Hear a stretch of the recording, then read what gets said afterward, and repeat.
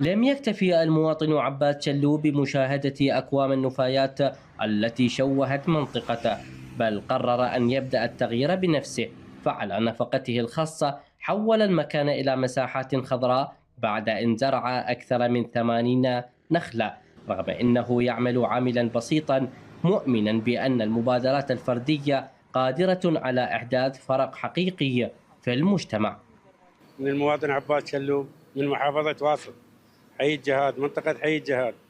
قمت بتشجير النخيل، كان مكان زبالة وأنا ولدي نظفناه، جبت نخلة برا نخلة هن صارن، مرات نخل ناخذ من البيوت مكان ما يقصها ويذبها نشلحها ونجيب كرين ونشتلها.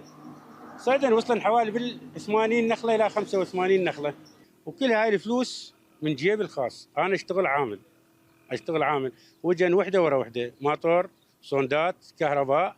وأثنى مواطنون على مبادرة عباس شلوبة، مؤكدين أنها غيرت ملامح المنطقة وحولت مكانا كان يعج بالنفايات إلى متنفس ومكان ترفيهي يقصده الأهالي، كما دعوا إلى دعم مثل هذه المبادرات وتعميمها لما لها من أثر إيجابي في تحسين الواقع البيئي وتعزيز روح العمل التطوعي.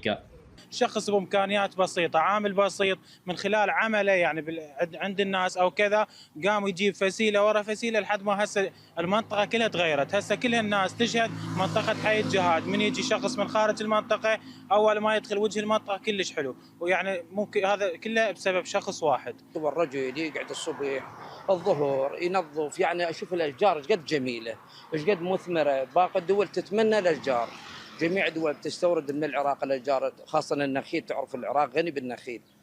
لم يكن ما غرسه هذا الرجل المسن نخيلا فحسب، بل رسالة تؤكد أن حب الأرض لا يعرف عمرا، وأن المبادرات الفردية قادرة على صنع فرق يبقى أثره لسنوات طويلة. من محافظة واسطة، حمزة الزرقاني، التغيير.